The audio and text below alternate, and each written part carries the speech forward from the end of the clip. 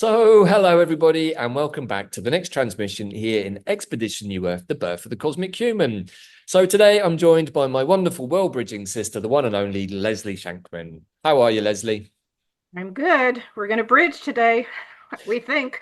We think so. Here in New Earth on our beautiful beach, Leslie is one of my most regular and favorite customers at the Rum Shack, and we've been chilling out and exchanging notes from our cosmic journeys over the course of this last week and just generally trying to relax, which I know is something that we're all trying and perhaps having a little bit of difficulty with. So, in the middle of all of that, myself and Leslie decided to take a walk along the beach and just bring some more pieces into the mixture. And as we did that, we found a chest, somewhat buried, half buried under a tree, a little bit down the beach, a palm tree, of course. And so we dug it up and had a look inside. And lo and behold, there were some items that we might call termers in there. And so we're going to try our very best. Mostly these are Leslie's termers, and I'm just going to try and give some perhaps insightful bits and pieces around it. But we're going to explore these little treasures without necessarily an overall direction or destination in mind, but to bring in some of the threads that perhaps are in the wider ethers right now around the 1700s timeline, how we ended up here in New Earth, the Bermuda Triangle, and also arthropodic energy. So we somewhat tentatively titled this piece A Tale of Timelines and Arthropods, which is a bit of a catch-all phrase for whatever our sister is going to share with us in the slideshow. So there we go, Leslie. That's, I think, a little bit of a preamble to set this one up. But this is not going to be like our usual cosmic history code show. This is a little bit more Sherlock Holmes goes stellar nations, I think. Yes, yes, I so appreciate this. These are little things I've been noticing for quite a while, and it's just fun to go, oh, we could look at this together because a lot of them are fitting in with where we are now and how we got here. So let's just Right. So me and Leslie explore. have lots of continuous far out conversations in person like this and through messages and pulling threads together. And to be fair, if we shared all of them, Leslie, I think we'd have like probably several box sets right now. So we're going to try and do our very best to keep this succinct, which is difficult for us because we love the material so much and we get inspired by what comes through, and we hope that you all do too. So Leslie, should we jump into the presentation and just free flow through this and really see what comes out? We're being super honest, guys. We don't know how this is going to go today, but we're going to give it the best sharing that we can and try and explore these terms that Leslie has been noticing, and to some extent me too. So here we go. Over to you, Leslie. Okay, well, the way as I thought about this, what I want to say through this is I think what I always see when I see aberrant and different things that don't seem to relate, but then eventually sort of come together, I always go, oh my God, there is this incredible divine plan behind all this. And that honestly is what keeps me going. So the question that happened for me around the trip on the boat, and now that we're on the New Earth island together, it's looking at the divine plan and saying, what is the role of the arthropods? Because, you know, we feel sketchy about them. We don't want to approach them. There's a lot of cobwebby, sticky stuff around that, but I don't know. Everything's important, and this is a part of us.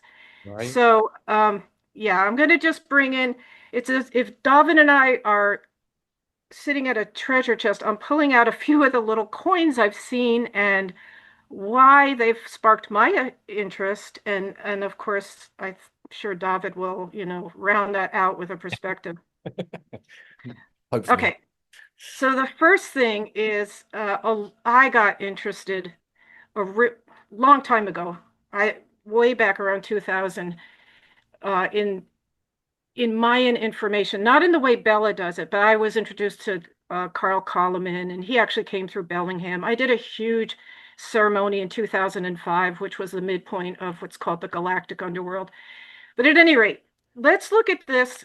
This particular picture here is a picture of another Mayan calendar. We've often heard the Mayan calendars described as a series of gears that work together. And to be honest, I don't know what this Mayan calendar aspect is, but it is about the fact, how we see the pyramids all around with their levels.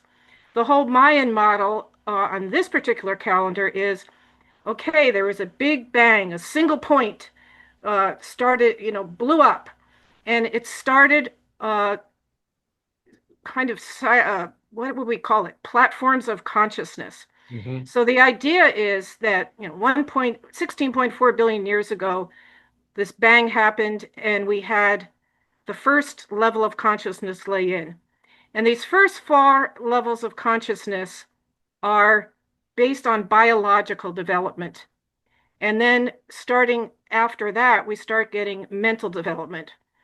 And the Mayans call this, or Kalaman called it anyway, timeline of the evolution of consciousness. This is Dr. Carl Kalaman, if you're interested. He has a lot of interesting books, Yeah. slightly different take on things, but it's still it's good. It's worthwhile. So what we have to understand is all these levels of consciousness are concurrent. This is happening now, but we've been building on it over quite an I'll say time, but we can't use the word time. We should say evolution. Mhm. Over evolution, right? Um, so what caught my when David started going, we're on a pirate ship in the 1700s, and we're under a dome. I'm like, wait a minute. I started remembering this calendar, Yeah. and look at this. 1755, we get the lay-in of what's called the planetary underworld.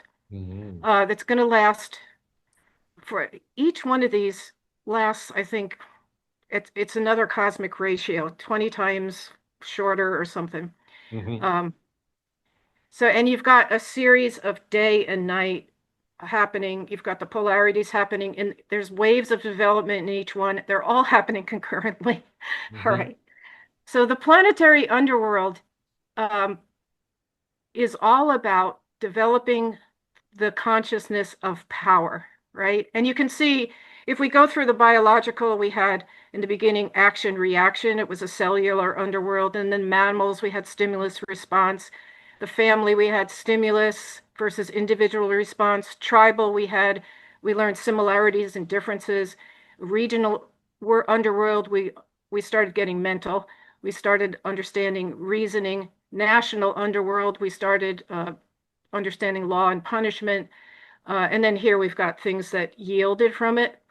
But then when the planetary comes in 1775, we're developing our consciousness somewhat around the question of power. And Kalaman says, well, one of the yields of this was the internet ultimately in the early 90s. Because what happened is in 1999, we moved into the galactic underworld came in. And this is really interesting because this is about the time we started coming into the light of the photon belt, our solar system. And uh, every underworld has a midpoint. So if you think of the underworld coming in as a consciousness, it's like a seed that comes into the collective. And at the midpoint, it's like the seed breaks the soil and starts to be seen by into the collective, like you start hearing verbiage around it. So the midpoint of the galactic underworld was 2005, and I remember seeing Time magazine, and remember we had that whole thing, we're one, we are one. It was on the magazine covers and all this. The collective is getting that awareness. And this is when Kalaman had come to Bellingham with Barbara Handklaus shortly before the midpoint. The midpoint was in June of 2025. And he goes, I want everybody to be doing ceremonies. Let's recognize this seed.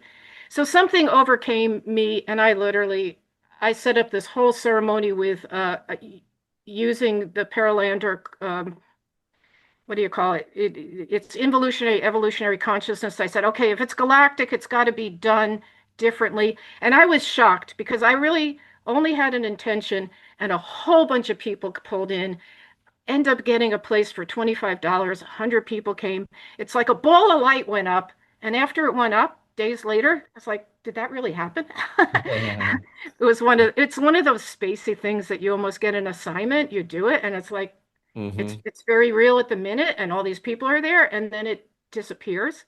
Anyway, that's just a little bit of the background there. But what we're learning in this is ethics, and then we get to Kalaman thought it was 2011. Most Mayan say 2012, whatever. The last underworld is a universal underworld. And this is all about us coming into conscious co-creation. And we've been like swimming in this, integrating. And this, unfolding ever since 2012, let's say. And that's what we're about, right? We've been noticing all that. We've come together as a tribe. So I want to just mention a few things. And I got a lot of these from David. Some of them I had known before. Well, first of all, mid 1750s, an astronomer called Nicholas Lasalle starts naming the constellations. We're going to look at it in a minute.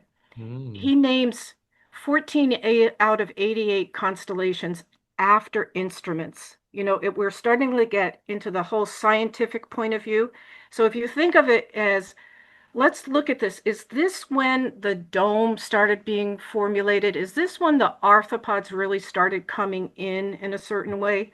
Hmm. Because those instruments are all related to kind of technologies. Um, and then we also had the dawn of the industrial age then. We started getting into the use of machines rather than handmade things. So that's how that was manifesting into our collective consciousness. And you can also understand just planetary or underworld. Each one of these is us starting to expand our understanding of us ourselves as humans within a larger dome. So when we come into the planetary underworld, this is an exploration of us realizing we're on a planet, we're all connected, but still our orientation is around this planet and our connections. In 99, when we got into the galactic, it was like, wait a minute, wait, we're part of something bigger. And then with the universal, it's Yeah. even more. And I will say, like, no, I don't think it's any accident. Like the stellar nations, Bayononico were approached in 2005 by the 13 delegates of the stellar nations. That's the midpoint of the galactic. They were very specifically told, we're showing you this because you need to humans need to move from a planetary consciousness to a stellar consciousness.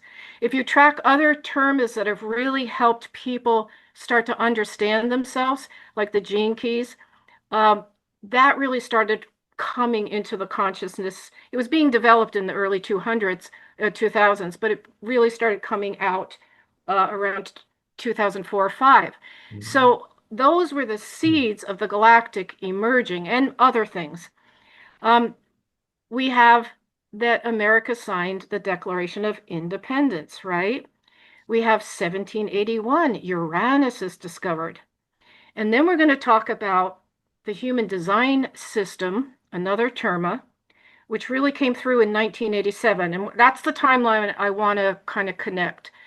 The 1700s and maybe an insertion by the arthropods, and then Mhm. starting to become aware of that around 1987 in a conscious way where we're not just in it, but maybe we're starting to be provoked to be outside of it, looking in and start to make some kind of picture or sense of it. So that's part of my question about the catalytical role, because you mentioned, I was listening to your talk earlier, David, about the water trine that's going to happen. Mhm. And you talked about catalyzing moments.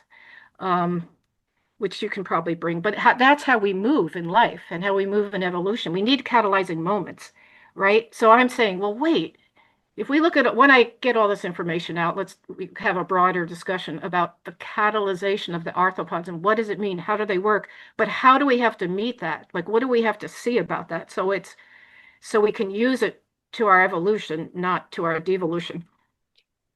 Wow. So just a few thoughts there, just to mirror back. So yeah, we've talked about this quite a bit, and I think that we're definitely onto something here. And what's catching my a couple of things. First of all, I find it incredible that all Underworld's complete on October the 28th, which is of course my birthday, and very, very scorpionic 5 degrees is 28th of October, which of course hits the bottom part of the Crew constellation. So how he ended up at that date, I don't know, but it certainly resonates with me because I'm like, I've been such an underworld being in this life with all of that Scorpio, Plutonian stuff that I'm like, Yeah, it felt like my underworld journey only really started in I'll come back. 20. But that's not true because I'd just been to Egypt beforehand. And actually, that's around the time that I started my own journey in more detail, going into Tibetan Buddhism. So I find that personally quite interesting. But that aside, um, the thing that catches my attention most here is that we have this Declaration of Independence in 1776, which we're obviously about to go through again somehow in a few days' time. And then 5 years later, Uranus is discovered, which is equally interesting. And then we go from this shift from a 7 energy point system to a 9 point. So I'm assuming, if I understand this Yeah, I'm going correctly. to mention that in a minute, and I'm going to tie Okay. that to 87. Okay. Yeah.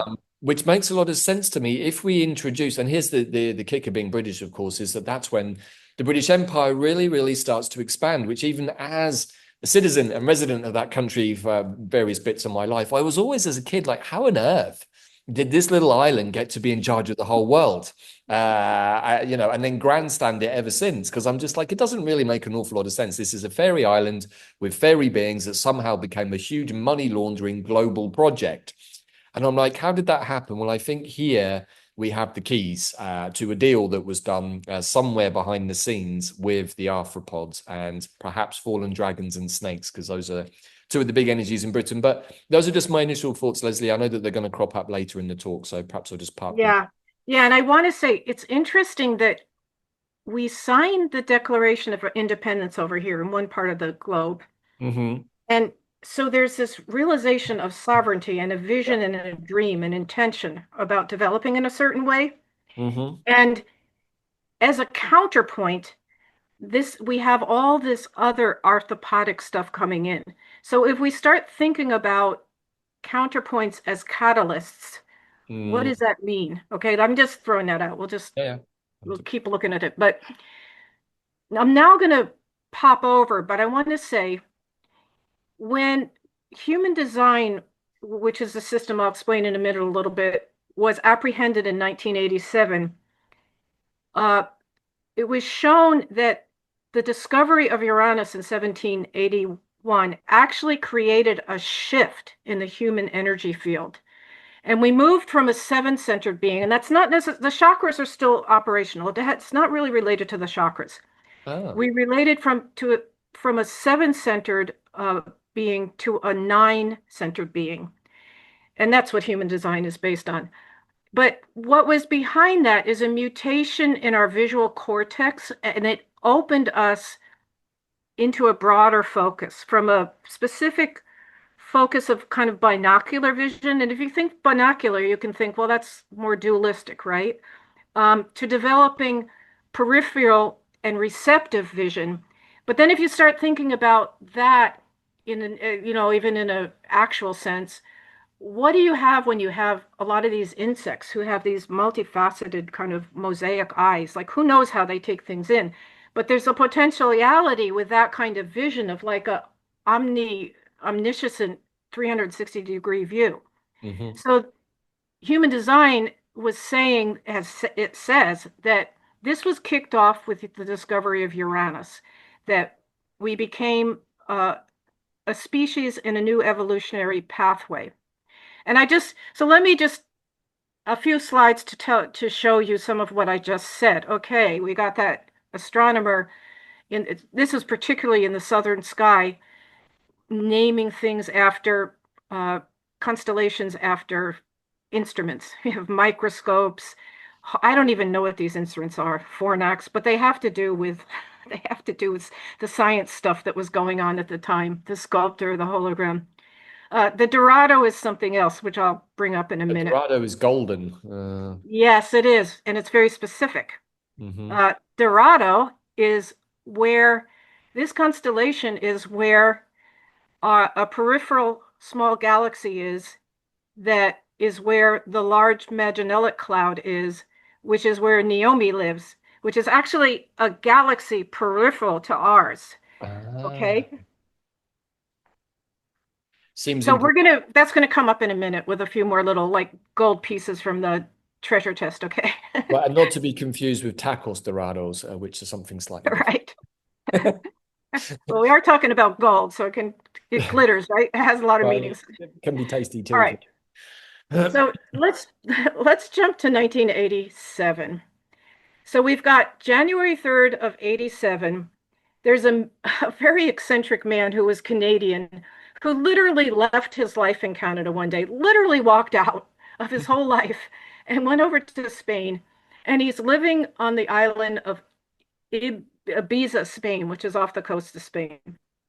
And he lives in this old kind of fallen down stone place up on a hill.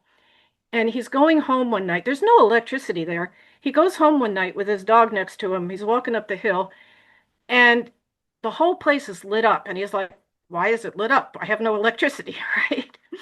And Mhm. he enters this structure where he's sleeping, and he's immediately overtaken by this light. And he goes in, his dog lays down, goes into either dies or goes into a coma under his desk. And he goes into an 8-day download, basically, which was which he said he had to integrate and put out for the next ensuing years under after 1987. But it's the system called human design, which is basically saying that we are a consciousness and we are passengers in our vehicles, and human design is about every single vehicle. It's just like you get into a car and you're going to drive it as a driver. uh, you everything operates differently. It's actually saying you're not even the driver, but you have to understand as a passenger the nature of your vehicle. And so that's I'm not going to get into it. There's a lot to human design, but I get it. okay, I'll try to pull out the pertinent points. But we also had a month and a half later, in February of 87, a supernova from the Tarantula Nebula, that's in the Dorado constellation with Naomi and the Large Magellanic Cloud, hit Earth. This was observed from different observatories, like a stellar, astronomers were seeing this all of a sudden. It hit Earth. They noted it on this day, especially in Colombia. Couple places around the globe saw it, but one that really announced it was in Colombia. Interesting. So what what basically human design said is, well, this is their idea of, we're going to get into what he saw with what happens with stellar rays and information. But human design basically said, with its dying breath, that star, this is a tarantula star that exploded those billions of years ago, bombarded Earth with subatomic information. And I don't know how they got this, but when you get bombarded with these fields, there's a period of time where you're getting like multiple times as many neutrinos, which I'll talk about in a minute, as normal. And they're going through us. They carry information and they're impacting our human consciousness. So we had this period in February that is happening to us, whether we know it or not, right? And yet, interestingly, the human collective consciousness does respond to a call for peace and harmony in August of 87, when we have the harmonic convergence that happened despite not having an internet. People around the world gathered around this idea. I actually know a number of people who knew Jose Arguelles at that time, traveled with him. Actually, one of them was at a conference earlier before the harmonic convergence, like a year before, and he's giving them all this information. And he's saying, much like Carl Koloman did when he was in Bellingham to us, you've got to do this. We've got to come together. We've got to show that we're welcoming this. We have to make a decision. It's a decision for converging, saying we want peace, saying we want harmony. It's very important that we have that. Actually, at that meeting, my friend said nobody understood it. They kind of put it aside, and he was like, okay, okay, if that's, we're either going to do it or not. Walked away. A couple of them woke up in the ensuing months. I don't know exactly how it happened, but I have another friend who had two little twin babies, and she was driving through some remote state with her twin babies, and she saw a sign for the harmonic convergence when they stopped at a gas station on a bulletin board, and her soul said, I got to do that. I got to do that. So whatever happened, whatever these little things that were on bulletin boards or whatever, we had enough humanity respond. We actually remember that day as something we called the harmonic convergence. And if we go to the reading of what Bayanical, they have a whole other broader perception of this starting in 1887. but setting us up, we were setting ourselves up in the collective for this. But um, they say the Ascension timeline was anchored on that day.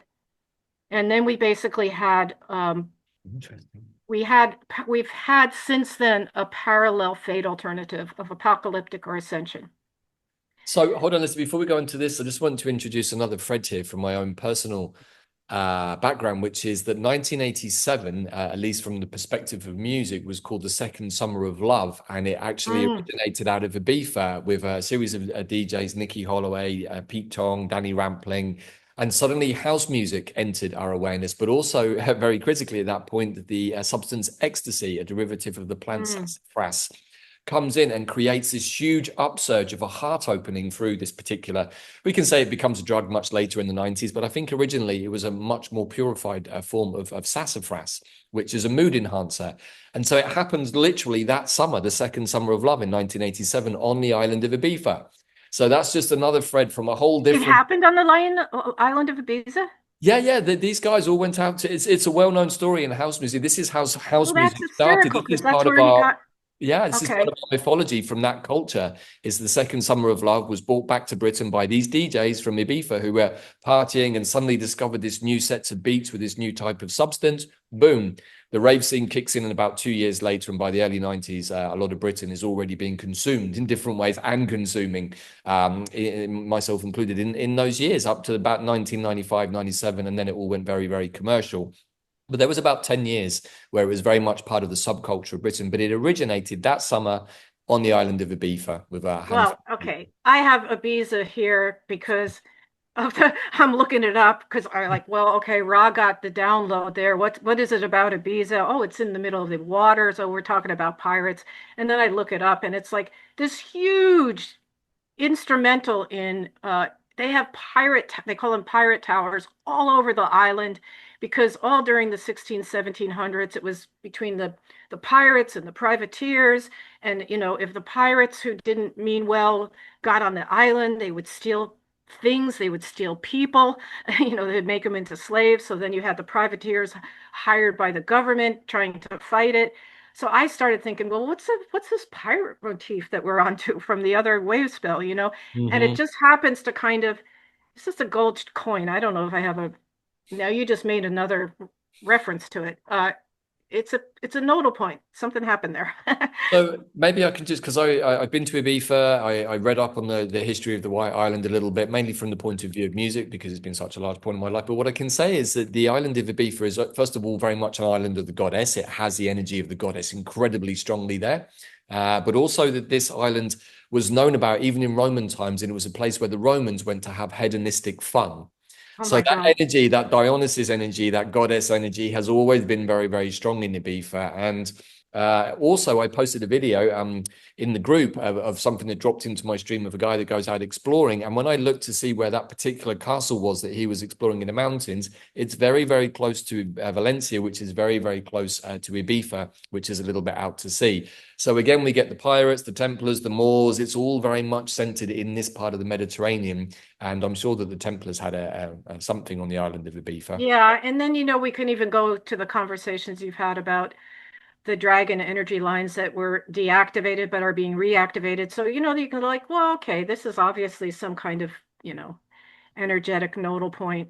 And also throwing out to those of you, particularly our sister Jan, who's probably going to be there around the time she watches this video, to the city of Almeria. Very, very interesting, very connected to all of this, connected to the timelines, connected to the trade. In fact, I'm reading a book on, maybe I'll just bring this in now. I'm reading a book on one of the first pirates recorded. Henry Every is his name. And this goes back to 1696. So this is a very early part of the pirate period, but this book actually explores how this all came into being, and it traces it back to the Indian Empire and makes a very, very interesting statement that in the ancient times, all of the traders who took Indian cotton and wanted to sell it around the world, he said for some reason, due to the caste system, the Indians were never really allowed to go to sea. If you go on oceanic travels, you had to go for a penance. So the Indians themselves at that time were not very, very good at going to sea. And perhaps why they're not one of the biggest nations on the planet. And so what happens is that the Muslim invaders move in. They don't really take control too much of India, but what they do is take control of the seafaring routes and all of the ports. And so the Muslim traders, the Moors, the Arabs, they become the great seafarers of that period, and actually they grow their wealth and their empire through trading at sea, which also links very much to the Barbary pirates. And if you go back far enough, probably connects to the sea people and the Philistines. So these are all the same energy tracks, and these are just a timeline invitations for anyone who's got the inclination to dive deeper into these, because the more you do, the more you see it's all connected, and it actually all comes back to Magdalene eventually. Okay, all right. Yeah, let's So keep a going. few more bits of term is there in the box to Right, play right. with. And this is just a picture from, there's a book called Human Design, The Science of Differentiation. And it kind of talks about the movement to the nine-centered beings. But Mm. what Ra called us is Homo sapiens in transitus. And we're supposed to come into our highly evolved form in 2027 with this whole uh, thing that's going on. And it's basically, he said that our movement away from the need to focus on survival happened. That's why we went from seven-centered, binocular vision, where we're just like, oh, we're hunting. We need to, yes, you need peripheral vision to hunt, but we're talking about a broader kind of mental vision. Um, so when we moved away from survival, we went into a more mental awareness or intelligence, developing the strategic mind, because our newer nine-centered forms were freed from addressing the basic fears for survival. So we could start attuning to the flow of natural order. And there have been subtle marked genetic changes taking place within our physiology ever since, which support a complex neurological advance, particularly within the solar plexus center, in Mm. preparation for its emergence. It's supposed to be in 2027. Human design feels that the solar plexus center will become the center of spirit awareness. And that just reminds me of, oh, okay, the umbilical cord coming into our navel there, right? Having your own sovereign umbilical cord back to the divine, like the gnosis that you talk about in other Mhm. conversations. It's like, no, this is our connection. It's back. We're not under some kind of dome. We are each uniquely connected. And there's a lot more to do with this, and we could probably bring in, like, over time, there's a lot that this reflects off of, like on the Pegasus, who, but that's whole other conversations. But just, dropping little other gold nuggets for future. Mhm. This thing about the solar plexus is hugely fascinating, of course, because the solar plexus is perhaps what we, maybe not all the people watching this video, but I would say in general that the masses don't have connection to, because it's the seat of ourself, and it's where all the light codes from the sun get stored. But if there has been a distortion, or we can say a dome or a glass ceiling, somehow between the solar plexus and the sacral, to my mind, that would explain why I've seen so many people in my life who simply are not illuminated. They don't have access to that information, so that the spark that is held in the sacral chakra in the womb, the more Vesta flame, it kind of wants to ignite upwards and expand the light of the sun in the solar plexus, but it's not been able to, because it sort of hits this blockage. We're now perhaps calling that a dome or a glass ceiling or a cap, but we didn't have any of this language really until a few weeks ago, as we were assessing what's been going on with the sun, what's been going on with the solar plexus. Me in particular, even now, Leslie, my solar plexus is hot and tingly as we're doing this, and it has been for weeks. And I'm like, it feels like it's getting, well, it feels like it's being repaired, because my solar plexus was quite badly damaged. It's part of the fragmentation process. And as it's coming back together, I feel like it's starting to vibrate and go, oh, hold on a second, something's happening here. And I would hope that perhaps this is something that's going to happen to everybody as they get the light codes of remembrance. And perhaps that Vesta sacred flame, now with the Dragon Queen Magdalene perhaps being restored with her crown in all of us, because this is all happening within us. Perhaps this is the next step, Leslie. This is what is the process that is now about to unfold for everybody, is that remembrance of themselves and the fullness of their solar plexus Right, energy. right. And the solar plexus, literally, you could think of it as in, what do we feed on for our energy? Hmm. And the solar plexus feeds on light. Well, in the Yeah. whole Pegasus story, when they switched from a water umbilical cord to a solar one, um, they created a solar plexus that fed on light. And they were able to do that and reignite themselves to draw energy from light. Now we're going to see in a minute how light has information. Hmm. Um, but I guess what I want to say is I think what we're doing is learning to physiologically integrate uh, the information from this light, which inherently makes us a different kind of vehicle with a different kind of perception, which is really, I think, what human design was talking about, the broader perception. But I think we also need to, there was one other point about this. Well, I lost it. It'll probably come in a minute. All right. Let me just go. Maybe about the connection with the light being received into the solar. Oh, well, I wanted to say the solar plexus. Yeah, I got it. The solar plexus in the stellar nations, they tell us that's the will center that's connected to the dragon. And the center connected to the great feline is the sacral. And because of the betrayals between the dragon and the great feline in our galactic energy patterns, which have been healed, by the way. It's a Hmm. matter of us integrating it. It's been Yeah. healed galactically, I but we feel still that. have, well, we have to integrate it if we haven't. But there's been a battle for a long time between these two centers, like kind of our sacral free will center, and then our fire of the dragon that's upholding divine will and that light. And yet the interesting thing is we think it's, oh, something else is trying to impose on us its will. That fire, that flame was actually our own design, our own intention. When we individuated, we were basically given freedom to say, who do you want to be? What are you? And we literally set it up as a kind of flame template in us. So you could say that divine will is the highest intention of the light that we had for our own selves. And yet all this time we've been fighting it as if, it's some other puppet master trying to tell us what to do.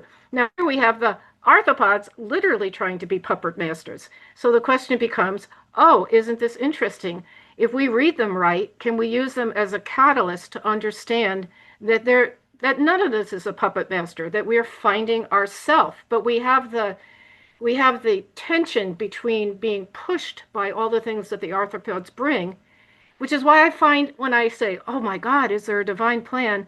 When I found out that this information was from that the tarantula nebula exploded and came. I'm like, oh my God, this is a message somehow from the arthropods about how to navigate through or at least to become aware of the whole system. And I Yeah. think that we've become much more aware of the whole system in a conversational way in these last two wave spells. We've got a group of people now sort of like experiencing the system as a collective, but then in their individual lives looking at it, bringing it back to the collective. And this is forming, that's exactly the model that you need for the new earth. And it's exactly the proper model for the Aquarian age, where you don't get the hive mind that comes from outside, so you're a slave, but you get the inner gnosis that is your umbilical cord, and you look at each other and you realize you're each a unique expression of this bigger. And you know what the central question comes in? The question comes in for humanity then, and this is something that comes from Gene Keys. The question becomes, how do I serve? And the whole idea of how do I serve is an understanding that we're in this incredible divine intelligence, and we each have a piece of it. And if we each know that we're serving it, we're going to look at the guy next to us and not be feeling competitive or any of those. We can be in a Christ consciousness state. Well, we have to be to hold that. But yeah, because it's just all happening on a different level collectively. Does that make sense? It does, and just so many thoughts are just triggering in my awareness, So if I think about 1987, that was when I received my first computer as a kid. My granddad was very involved in working on the big mainframe computers in Holland in the 70s. It's a whole other rabbit hole in itself. I think working for Amstrad, Maybe. Anyway, he ends up, because he was into computer programming, he bought my first Spectrum for me on my 11th birthday, which was 1987, that October, in fact. And so it just got me wondering about the effect of the arthropods right there. I can see it instantly. I received my first computer in that year. And then I was like thinking, when did satellite television get introduced? Because and up till 1987, certainly in Britain, I think we had BBC One, BBC Two, and ITV, and that was it. We had 3 channels. And there were still, most of the programs were reruns that were 20 years old from the 60s. And then suddenly by the mid 90s, we have Premier League and football and, all of these new channels and stuff. And you could watch like 100 different channels. And I'm thinking this is probably all originating from this moment. Suddenly there's an explosion of media, and the enslavement of the propaganda message through the media becomes a lot quicker. And of course, by the 90s, we have computer consoles, Nintendo, Mega Drive, and all of these great distractions that I loved as a kid. And I'm sure many of us did too. But before 1987, none of those things were there. We were just actually still very much like our parents growing up with simple toys, roaming the countryside, kicking a football against the wall, occasionally breaking the neighbor's window, and all of those kinds of things. And now the kids of today are nothing like that. They're completely plugged into the tech, right? So I think this is really, really important. This is a big pivotal moment where our evolution goes in a different way, offering lots of possibilities, but also, I think, adding another layer of slavery in there, which we didn't perceive until perhaps now. Okay, well, and also let's just bring it back to how evolution goes between a definite unconscious conscious choice point. Do you want to have ascension, or you want to kind of go into this apocalyptic kind of, well, who knows what's going to happen, right? Which we've done many times before, because also all our Atlantean memories are waking up. Right. So we're working a very, very tricky thing, honestly, right now, all through this period. And we've gone on a kind of hyper speed since then, really. Yes. But so I want to mention, this is actually a picture of the Tarantula Nebula in the Large Magellan Cloud, which is a dwarf galaxy and a satellite galaxy right next to the Milky Way galaxy. And that's where Naomi has her home and works out of. There's a couple special stars that have a special plasmatic material that all the arthropods, this is another thing to just set in here. The arthropodic part of ourself is kind of tied in a 3D way to just duty and work.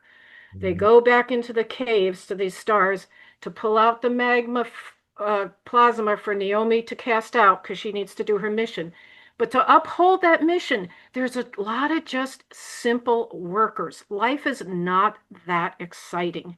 Now, what happens is they're told, well, at the end, you can have sex with the queen and be eaten by her and turn into light. It's like, oh my God, I don't want that, right? It's not quite the golden handshake they probably had envisaged, right?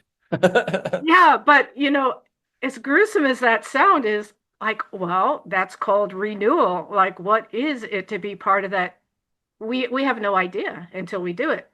But I'd say that's part of my understanding of the arthropods. I really think it's a mirror for us of, like, if you don't take renewal, you basically turn into a gray, and you have a huge victim consciousness. You turn into a gray, you're neither here nor there, and you need to suck energy from everything else. So I think it's a mirror for us, but we'll take that further later. I just want to bring in, it's named after Ferdinand Magellan, if you want to go into the seafaring thing, because he first noted this whole area in the clouds or in the sky, because he was, he explored the world. Some people say he circumnavigated the world. I don't know if he did personally, but he had a mission to do that in the 1500s. So he was always out there on the sea looking at the night skies, and he identified this area, and he got it named after himself, right? So that's another rabbit hole jump off point there. And again, there's all kinds of rabbit holes. I started looking up that astronomer who, you like, let's hear it. What is that guy's consciousness? The Nicholas guy? But you can do this. Leslie, in this fractal universe that we've got reconnected back to now, you can come in at anything, as Dandelion always says, and you can learn the same thing coming from any direction, because the coherence is always there in the fractal holographic universe. And that's the infinity symbol, and that's exactly what the Mayans tell us, like on the star Maya, when I did that little clip on it. So in many ways, sorry, what's just coming to me, many ways, when we called in the green heart energy in the mind of the machine, in the center of the machine, as we did on the Eye of the Storm, and we did that healing with Lilith, and Magdalene, really looking at the fallen serpent, arthropodic energy in Lilith, but also the difficulty of the Dragon Queen having to deal with that fallen aspect of the Shadow Goddess. All of that stuff was altered in the mind of the machine, which is very, very arthropodic, really. The matrix, the reality, perhaps that was even installed, we can say, in some way in the 1700s, but maybe that's another rabbit hole. But in that moment, we can see that and actually also what happened around that time, which I haven't shared with anybody, I was doing a meditation one evening and a giant spider appeared to me. I'd identified 3 big black tarantulas sat on top of Europe as part of the cartel of bosses that hadn't been removed. One of them showed up literally the day after that. And eventually, he didn't really go quietly, I have to be honest, but he was surrounded by a lot of Stellar Nations beings in a healing space. Mother Spider came in and literally pinned him to the floor and said, "You're going to surrender now, because if you don't, you're going to perish. There's no more time for you to continue doing what you're doing. The only way now is to come back into the one." So eventually, through quite a spectacular process, I saw this being turned into a scorpion, then a phoenix, then an eagle, and then finally a dove. It took about 20 minutes, this process. And I saw this being finally consumed back into the wholeness of the one with the green energy of the goddess. Now, there may still be a couple more tarantulas. I believe one of them perhaps was having his wedding in Venice, which, of course, is a very vampiric, parasitic city. I don't know, but he fits the profile pretty clearly. The other one, of course, is the Emperor lookalike, who's been running a lot of the protesting campaigns. I'm not going to use his name, but if you know the Star Wars villain, the Emperor, and you see this guy, you'll know who I'm talking about. And of course, there's our friend Mr. Mosquito. So we can understand that these are all very arthropodic beings representing themselves into the 3D world through the very technological innovations that they've introduced, and which we benefited from, in fairness, but also perhaps have a more shadowy side to them, which is very arthropodic too. So a few more breadcrumbs there. You just elicited an image that I've had many times over, and especially lately with this. When any of the arthropods are catalytical, I'm seeing like literally all our different parts showing up, and I see them in Stellar Nations terms, but each one is healing each other. Like we're coming together back as the soul families are understanding their relational dynamics, and they're all complementary, and they work so well together, especially when you get into the higher levels. And so I've been seeing that a lot. And it's interesting because in this whole first half of the year, what Bay and Anako have been working with, and some of our Stellar Nations group here, is this half of the year is called the cycles of redemption returning, meaning like the patterns of lapse in every single stellar nation have been showing up in the collective, and we're being impulsed to see them, amend them, meet them and complete them. Because when the creator sent out the cosmic human, it was like, I'm giving you all this latitude to go explore. I want you to explore the deepest of the dark to find your light. And my only caveat is whatever path you're all these things. I'm putting all these light seals in you that are different energetic ways of experiencing creation and creating creation. And you're going to have affinity with some more than others. It'll be like more of your essential DNA. But whatever path you start, my only caveat is you have to finish it. Like you don't get halfway through, oh, it's a lapse, I can't stand it, I'm going to go over here and work on that one.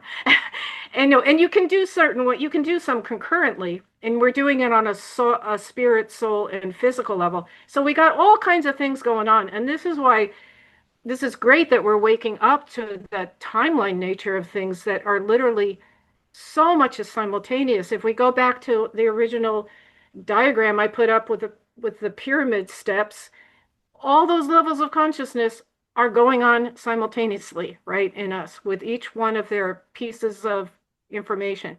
And this slide we just basically talked about already, but the starting point in 87, we locked in an ascension possibility. We literally, and I think it's there for whatever, for who, there's more about taking that or not, but we've been in the process of understanding that. But it's been going against the other possibility, and that's the catalytical thing. And, a lot of the fallen aspects are holding out for this apocalypse, and they don't care if they even die. It's like, oh, the whole thing should go out if we can't have it. So it's a pretty ugly energy, but like you said, a lot of the astral is cleared, but the orthopodic is pretty loud now. So maybe I can just add a couple of points on this, Leslie, because I feel that the Magdalene Kazemi incoming is the final healing of a lot of this, especially as this Lilith is sat very much on Mother Spider's star. Of course, Frances also talked about this in her piece, working with that energy, the higher aspect, the weaving of the web. We can see here in the picture on the left, the planetary grid, which we're all now understanding that as mobile nodal points, we actually create new Earth in our own environment. And we can actually literally, as some of us are now realizing, convert every time we go out of our house, we can convert every single thing we do into a new Earth experience. But if we don't do that and we just bundle out and we're operating very much in our 3D selves, it doesn't feel the same anymore. It doesn't have the energy or intention behind it. So there's a lot to all of this, but I have to say from my perspective, and having, as you know, traveled quite a bit into the future already, I know that the Ascension timeline is the universal time code timeline. Right, It's the 1320 calendar. And so if you're on that universal code timeline, you've already made it. But in order right. to make it, you have to let go of the structure, the Gregorian structure, the taxation structure, the governmental structure, the constitutional paperwork, the democratic structure, because none of that is real. It doesn't exist in the universal timelines. Why? Because there's no need for them, because you have a different frequency imperative that you're operating from. So a lot of what we're talking about really is just the collapse of the anti-grid. And the more that I've been journeying inside the mind of the machine, the more I realize just how goddamn accurate the Matrix movies actually are. I'm like, I've seen us going, even in the boat, we went inside the machine. We had to go through some wormholes, tunnels, cables, pipes, whatever you want to call them, to get out. And I was like, oh my God, this is the Matrix after all. And it kind of took me by surprise. And then, of course, we ended up on the beach, the destination that we were always looking for. So for those out there who maybe are having the overwhelm, watching the wrong channels on YouTube that are talking about years of war and shortages, and you've got to prepare for 5 years of no food. It's like, I got to say, I don't see that personally. Yes, I did see that prior to my accident as a very, very possible a strong timeline, which many people are anchoring. But what I see, the only way that that timeline can play out for you is if you choose it and you want to commit to it. And apparently, there are lots of people out there who really want to Yeah, live I think it'll happen. It'll happen for some.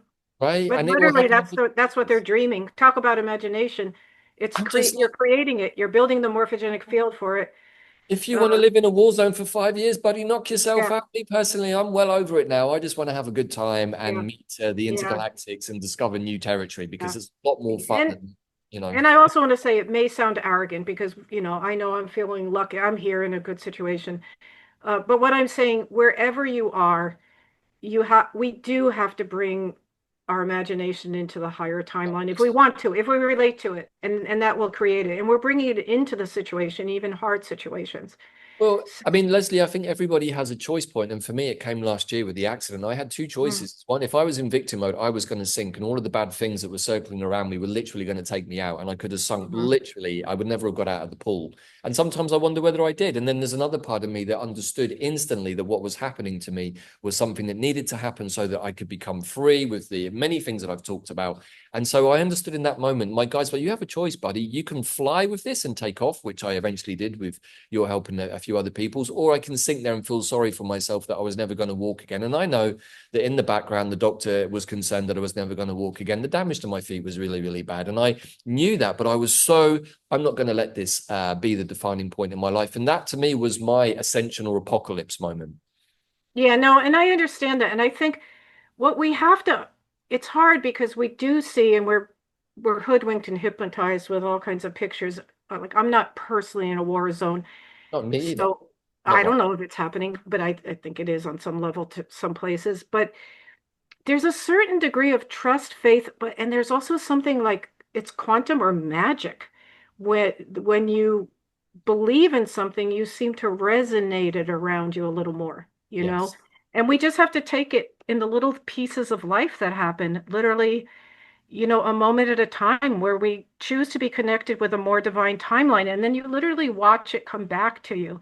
Uh, Well, it's the whole premise. The as above, so below is one that people talk about a lot. But what I'm really realizing, I think many of us are, as the as within, so without. And right, as we're seeing on the island, if we head out and we're just stepping into the reality that's been given to us, the matrix reality, it feels empty and soulless. But if we step out and we have a purpose that's connected to what we've already right, anchored in our fifth dimensional selves. Like we went to the Tortoise Rescue Center. That was our way of calling in part of our newer philosophy, which is we want all of the animals, particularly the turtles and the big cats, to be looked after because many of them are endangered and mistreated. And so it felt good. The woman was really friendly and happy. The site was really, really beautiful and well looked after. And so we came back feeling refreshed because it was still anchoring something in the outside reality Right, that right. was already inside of us. So I just share that as a counterpoise for people maybe who've been feeling a bit lost and thinking, oh, this imagination stuff, I don't really get it. Yeah. Actually, what drives our 3D experience? And the more we get to Well, understand that, the more it expands and becomes even more beautiful. and I think we can also put it as we are spending time, not selfishly, but by developing this awareness and being this way in the world and reaching out like you did or whatever comes up, you're literally building your solar plexus chakra into the open umbilical cord. You are taking, and that all the you can only take responsibility for your own self. You're only given sovereignty over your own self. You're worried about people over here and there. Yes, that's legitimate. And we should care as a whole, but you can't give anything unless you come into your own wholeness. And then you inherently are giving something because we're tipping the waters in the fishing tank. Yes. And I think it's kind of funny that I did this slide years ago for a different reason and picked ships going into the vortex, the apocalyptic one. I mean, I Um, didn't just make the slide 2 days ago when we are thinking about the ships, and the pirate ship. Right. Um, Of course, there's the whole piece to do with the Titanic and the timeline change there. And I mean, that's like, if you haven't oh looked into yeah, the rabbit hole of what the Titanic story is really about and also what 9/11 was really about, it was always about the introduction of the quantum financial systems. And as me and Bella shared in the video to do with the groundwater trine, we're also understanding, I think maybe it was on the live call too, that the Templars originally were already operating in the quantum wealth abundance system. That's how they got to be so rich. And it's why they were mm, happy to take vows of poverty because they were already completely looked after. Why? right, Because they were in service, the 12 and the 1, the 13, the 12 warrior priests around the central goddess figure of Magdalene, or, in different incarnations and iterations. But essentially, it's the same archetypal energy. And once you have that structure set up internally, then you are already yeah, you are the quantum wealth abundance system. You are the right, quantum field. You are the Holy right. Spirit. But it's not something that's given to you. And I think that that's something that people really need to understand is it's something that's activated within you by a certain level of conscious awareness. Exactly. It's like, yeah, we have money as a form of energy, but wait, what is the true energy exchange when you get into, working with what creation is and what we are? So anyway, this we can elucidate this a little more with some of the next things. Um, I went back here, I've already pointed out, we started the Galactic Underworld in 1999. So 87 was the end of the planetary was coming to, it was bringing its awarenesses out. You've talked about it, the computers and all that. Bayanonico said there was a whole period of, in those early 90s, where the planet and people were being tested for whether we could actually hold fifth dimensional consciousness. And we were being, like a lot of people, a lot of, I guess you would call starseeds or people who were on mission for this, underwent a lot of strange viral, like Epstein-Barr and stuff, like just not understanding what the heck was going on. But it was actually part of a larger neurological reset. Uh, and the and we did pass the test. This was in the early 90s, but this was in preparation for the galactic coming in. You know what's what you've just triggered something in my memory talking about Epstein-Barr virus. 1987, I also suffered as a kid really, really badly with a glandular fever. It took me off school for about 4 months, around the age of 11. And it was the same year, in fact. And so I've wondered about that also. Was that also an incoming bioweapon? Because it also, I don't think I ever really recovered from that properly. So again, maybe we see these kind of paradoxes of new types of viruses or intelligence that our systems are not able to deal with, maybe sometimes artificially introduced, maybe sometimes naturally by the universe to upgrade us. So I don't know, just a nugget Yeah, there. I mean, you can say in the end, they're mutational aspects Right. wherever they come from. But that's why I still go back to, well, is something about the energy of the arthropods and even their fall and what they seem think they need to do against the thriving of life, helping us push into the realization of what creation is and reclaiming it for ourselves. It's almost like us healing our own arthropodic fallen self without quite Yes, realizing it. So absolutely. just a few things on just this is sort of from human design, and the reason I'm going to bring this in is um, just because I want to talk about neutrinos. Um, so that human design talks about that whole Big Bang thing, and that the universe expanded into two groups, which created a basic duality. The scientists have outlined this. Well, it's a yin and yang energy. It's been outlined in terms of atomic particles. But basically, the yin family is fundamentally material or has mass, which I think is interesting if you think of the goddess and the feminine being the container. And the yang family is pure energy or light. So if you think of that as being the mind of God or the spirit moving through things. So if you think of the true tantric connection where the whole masculine can realize itself through a feminine vehicle. But anyway, I want to bring this up that there's something called neutrinos that are in the yang family. So that's the light family. Neutrinos were discovered like in the 30s, 40s, 50s. They really started coming out. But when Ra had the download, he saw neutrinos had different properties that had not yet been discovered. Um, they were so light, they were sometimes called ghost particles. They don't, they don't get affected by gravity. They literally travel through everything.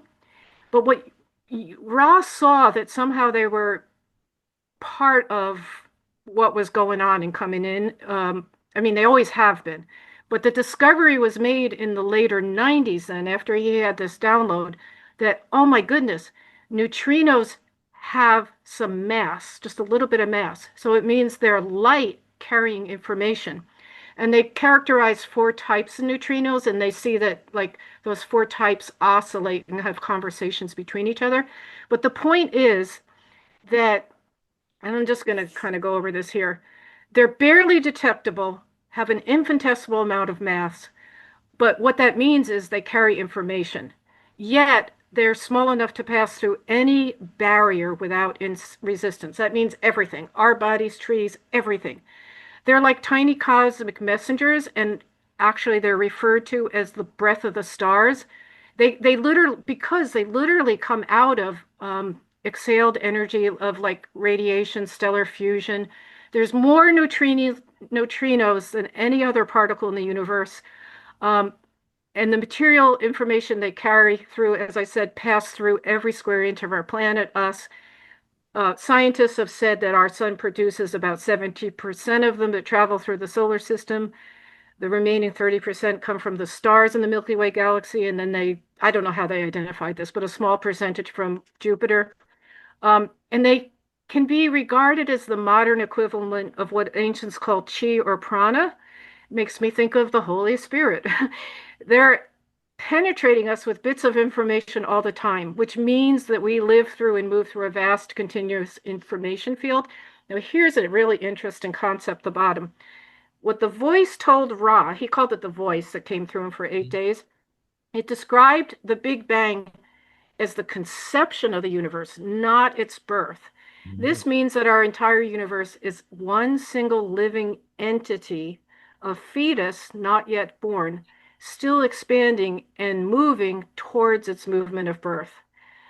So if you like ideas, my imagination loved that. It's kind of mind blowing. So, I mean, in many ways, we've been talking a lot about being in the birth canal and this birthing. I mean, in many ways, coming from Stellar Nation's perspective, we understand that we're birthing back to something that originally we already were, but we now have a different filter in which to understand that experience, having gone through the human 3D earthly experience. And so perhaps we have been this fetus down here in the matrix in Earth, trying to rebirth ourselves back. So I find it kind of, on the one hand, a very weird thought. It's like, oh my gosh, I'm still a fetus. And yet, on the other hand, we're going through this moment of birth, death, rebirth, we can say. So it makes a lot of sense. And I think that this is literally the moment that we're in where the light of the neutrinos, we can say of the cosmos, is about to hit the retinas of the child for the first time as they receive the light after exiting the birth canal. So I feel like we're literally in that moment, and maybe even this Magdalene Kazemi, the rerun of July the 4th, it all feels very much like this could be the moment, maybe even where the Corona Borealis does a nova and emits the information to activate the crown, thus turning on the hollow mind Right. perceiver. So, Yeah. that's where we're at. This is why we're so excited about it, I think. Yeah. And take respect for the fact that this is speaking about not something that comes in through the mind. This is what comes in through our cellular structure, and this is what would evoke our gnosis. But Yes. what we're coming into realizing, I mean, it's like the consciousness that we've developed over so many timelines of experiencing is now having an opportunity to birth into an actual body, like Yes. that's walking around, But so it's a whole consciousness of the as far as like the galactic development, but it's also as above, so below. We ourselves are becoming like the physical vehicles for this huge consciousness. It's really embodying our light body, right? And the whole galaxy is inside of us. But that's where I see the reunion of our stellar soul family. That's us. But just giving us the deep understanding of how all the circuitry works, but it's our own unique understanding, But we start understanding our DNA because we can make sense of all our experiences, so they're not so random. They become coherent, really. That's why I've always said what we want to do is be grounded in boundlessness, which is a polarity, but it's not when you get to a more of a quantum level. I And like then it. you can really start playing, So, okay, what, I just, a whole other aside, since we were doing little gold coins, I found it so interesting. You talk about Dorado, me and gold, but it also was named, this Dorado constellation is named after a fish that was called the dolphin fish well before, uh, it wasn't related to mammals as dolphins. Mhm. But um, one of the reasons, later on, they started calling it the dolphin fish. Oh, and then they renamed it even in Hawaii. They call it mahi mahi. Mhm. But the reason they they had this correlation with dolphins with this type of fish is that this type of fish, as well as dolphins, that they have a similar communication style, which is high pitched sounds, and they tend to swim along the surface alongside boats. So if we're talking about being an explorer, the 1700s, being pyres, looking at the sky, knowing the sea around us, there's something about this communication device or entity coming through a fish that's called a dolphin. That is an actual dolphin does this, this fish does it, but somehow this Dorado, this constellation where the Magellanic Cloud is, gets named Dorado, which is like there's echoes of this behavior, right? Hmm. Following following boats, trying to give communication. I mean, maybe I'm stretching it too much, but it made me kind of laugh to see the synchronicity of it. Well, as we're learning, Leslie, really and truly, we give names to things and different types of beings, lower, higher frequencies, but really and truly, in the end, everything is just a frequency. And if I've learned anything in my years of doing all of the work that I've done, all I've got really good at doing is switching the dial from one frequency to another and saying, particularly on the inner space, this is part of my DNA. My cat dial feels like this, my arthropod. And so getting to know that, then it's easier for me to see in other people's fields. But really, it's just a case of just a little bit of a twist of the internal quantum compass to pick up a different frequency, and you pick up a new radio signal. It doesn't make any sense to you at first because you don't recognize the signal, but eventually you start to not hear the zzz or the bee or whatever the noise is, and you start to receive the information that's in that. And I think Yeah, that, yeah, so it makes a lot of sense to me, that the process we're in is an expansion of frequency range of the light spectrum also. But it makes sense that sailors, particularly, and one of the things we're understanding at the moment is that the ancient seafarers, they traveled across the oceans using ley lines or the dream paths. A, because it was easier, and C, it was a lot quicker. So all of these different things have different frequencies and different pitches. So for sailors, especially in the old days, without the use of the more modern frequencies like radar and sonar, they had to do it by their own natural body medicine. Maybe this is also why the 1700s is a great period of sea exploration across the planet, with people like Captain Cook and all of these other people. So I don't know. Again, they're golden nuggets in the box Right. for people to Well, resonate the same way. and we primordially came out of the sea, basically. Yes, that I mean, too.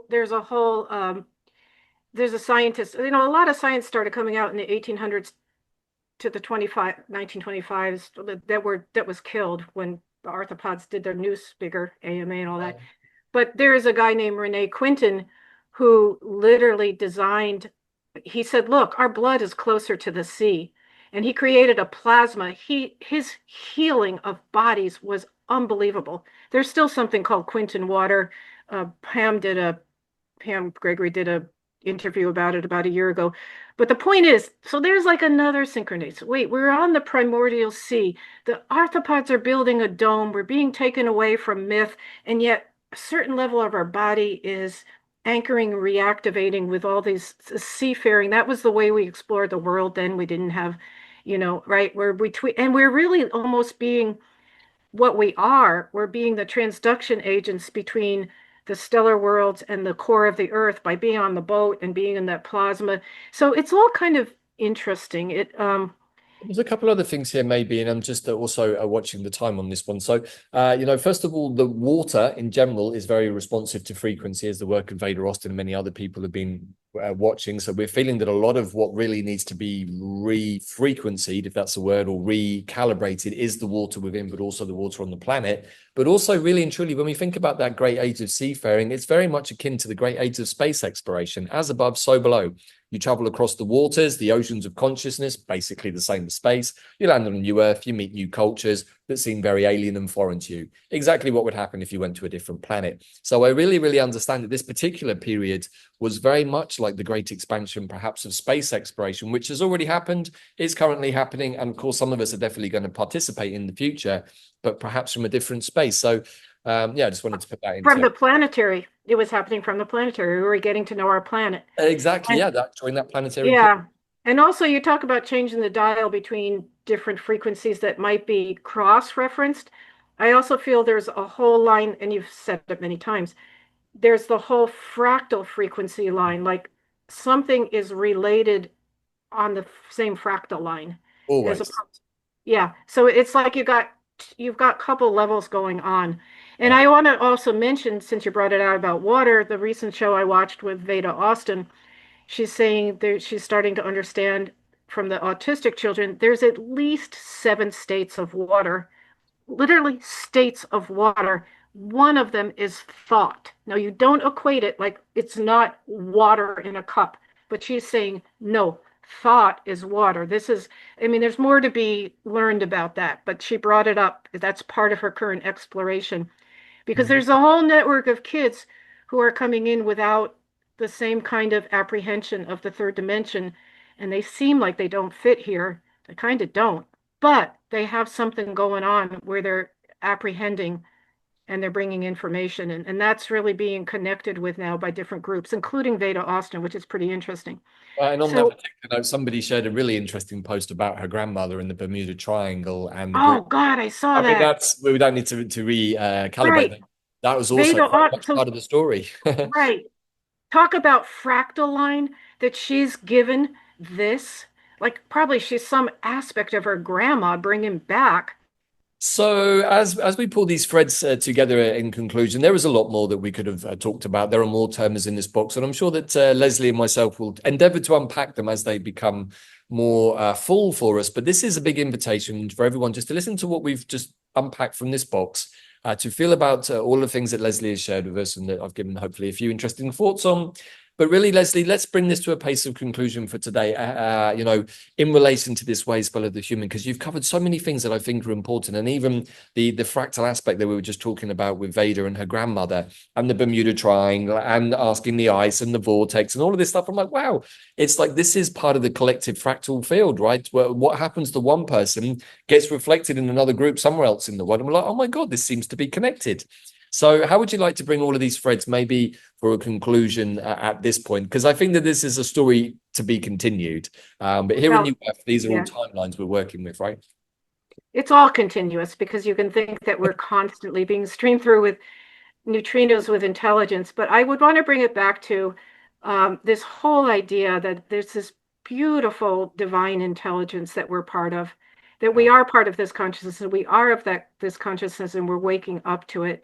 And I want to invite us to know that we have the habit, like, of seeing, say, the arthropods as our, oh my God, they're our problem, we've got to get rid of them, and then everything will be perfect. But that's the separatist type of thinking that we're working out of, the 3D. And really, I think what I wanted to bring up with this is everything is that we find in our is catalytical. I mean, it is a potential, like, by catalytical, it's a potential ignition for our spark, for our inner knowing, for our inner truth, for the development of our solar chakra as the umbilical cord to the divine. And so I'm wondering, and I'm trying to experiment with this myself, is changing my daily attitude about everything that happens to just not seeing it, not reacting, not seeing it as something, oh my God, this is an inconvenience or whatever. It's just like coming into the fold of, oh, well, okay.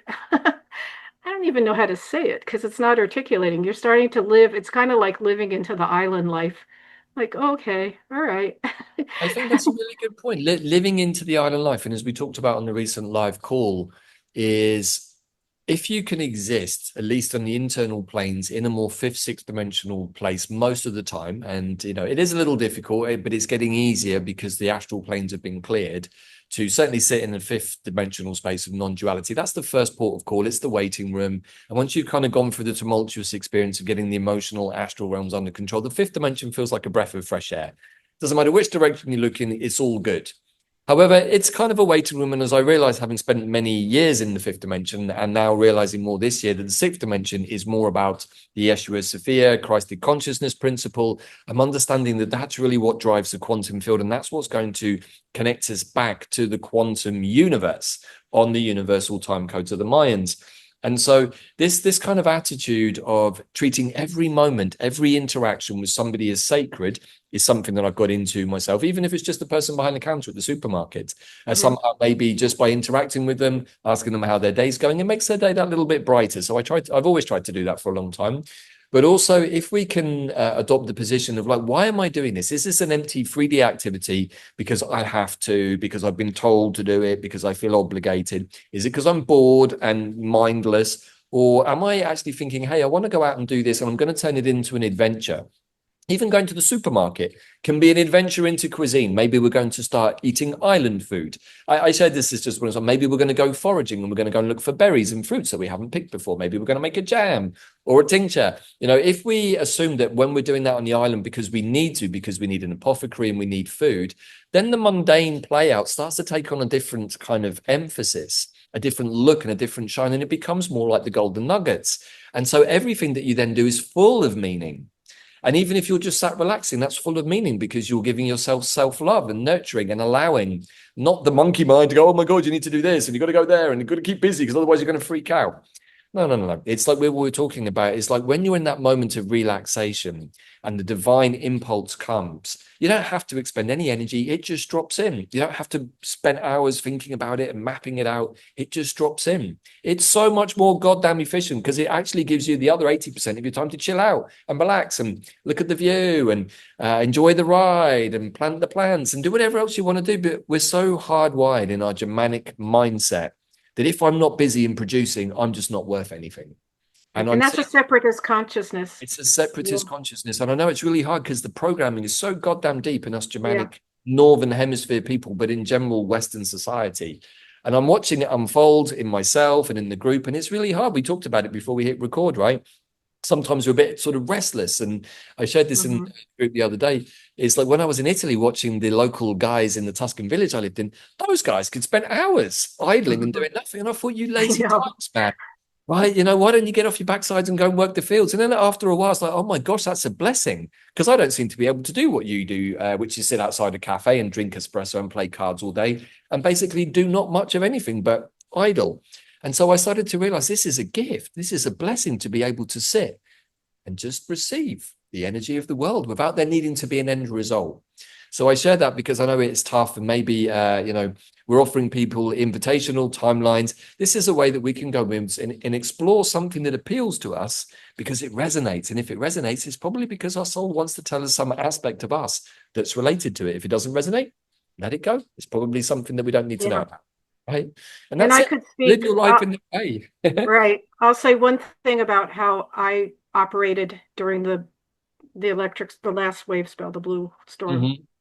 Okay, so I was very aware of being on the boat and I was pretty much tracking it. But unlike my normal life, I was away a number of those days. I went up to Vancouver, Canada. I was meeting a lot of people. I was having a great time, actually.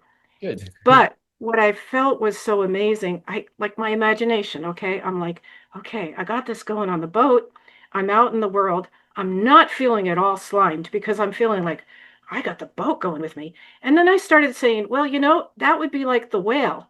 The whale's singing the divine frequency. So I'm going to just take the frequency from the boat and I'm going to just say, every time I'm around, it's like just emitting that frequency into nodal points. I get to be with this person over here. I was up in Vancouver, BC, and it was just fun and it allowed me to stay like coherent and, be away 3 days and not feel like strained on energy, in fact, reinvigorated.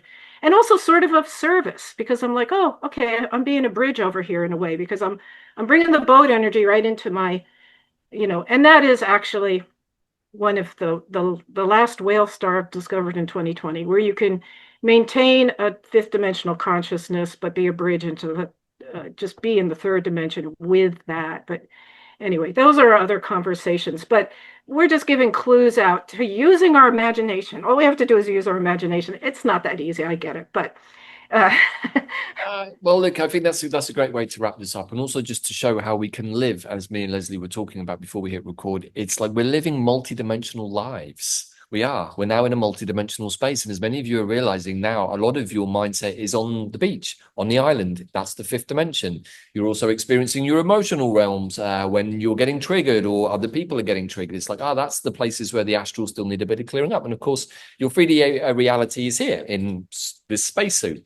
But there are other realms of consciousness, the angelic realms, the 26th dimension that people like Zach incorporate, and the sixth, seventh, and eighth dimensional realms too. And the more that we get stabilized in the fourth and then the fifth, the more that the sixth dimension comes online, the Christed consciousness, and then it accesses further up. And the more that you do that and the more that you're conscious of it, the more that it's happening 24/7 all the time, and the more that you're aware of it. And speaking from myself, since last year, I've been basically living like that ever since, which is a little confusing because everyone around me, by and large, apart from Bella, isn't. And so I've had that jarring effect of my internal world was not matching my external world at all, and realizing that this is the moment where it can. But it also needed the boat journey and the beach. And most of all, as our dear sister Julianne said on the live call recently, is I've never done anything like this before. I've never been in such a coherent, unified field of consciousness with other human beings. Not like this. I mean, maybe for, moments here and there in a retreat weekend or for half an hour in an ayahuasca ceremony, but never where many of us are looking at something and not forcing it from our imaginations or trying to insert our own will into it, but actually going, hey, I see what you're up to over there, brother. That's amazing. When did you do that? And then I'm having all kinds of conversations in the astrals, and people show me, hey, I discovered this and I built this temple over here. And I'm like, oh my God, and I can see them.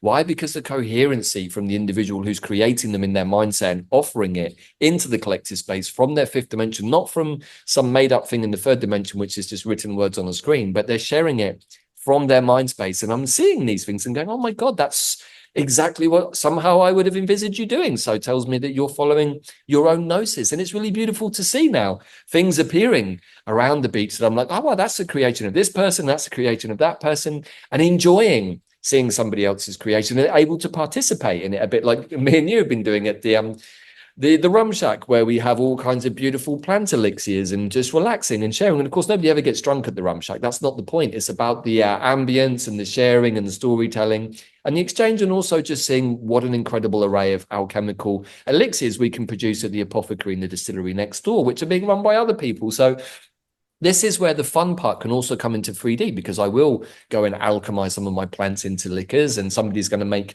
various medicines out of them. So now it has a context that's in the collective field, even though we're all still living in different parts of the world. So I just want to share that because that's how I'm experiencing. I think that's pretty much how you are, Leslie. But any final comments on that, maybe for people who are still struggling a bit with this 5D, 3D so-called imaginational stuff? Yeah, no, just comments, it's such a hard thing because we got that FOMO thing, fear of missing out, and like, oh, I don't get that. Wait, I wasn't there. It's okay. We just need to unfold into, and it's literally new for this little group of people to all of a sudden have this understanding of this connection and coherency, literally for only X weeks now. But I think that touching it is just like, everybody, you're welcome. Don't feel lost or left out. Just hang out and let's see, and see what happens inside, and know that, we all have our gnosis, we all have our umbilical cord, and everything that maybe comes up that seems hard, it's understand it as a catalyst. Okay, what is it actually telling me, and what's catalyzing me? Well, I'm bothered by this, and then what would I need to do to flip it? Or why am I bothered by this? Actually, the why am I bothered by this might bring up like days of layers of memories. But you know what? That's the clearing. Honestly, unfortunately, it's hard, but I think we can know that we're in support with no judgment with each other here, and that's what we're moving to. And if you're going through still lots of clearing and stuff, do not feel bad. We all are gonna do pockets of this, and I personally went through the darkest night of the soul that only lifted like a week ago. And I don't even know if it's going to jump on me. And I'm talking about since last fall.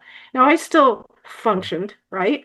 But man, anyway, so I'm just sharing that to say, you know what? We're all human, and this is the human experience. And try not to, we just separate ourselves by judging or feeling bad or thinking we're not part of.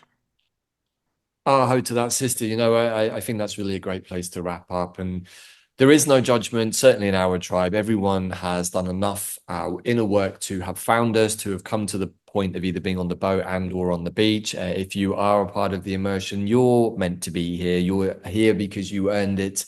Whether you're still finding that you need to pick up some bits of your stuff and cleanse them and transmute them, that's okay.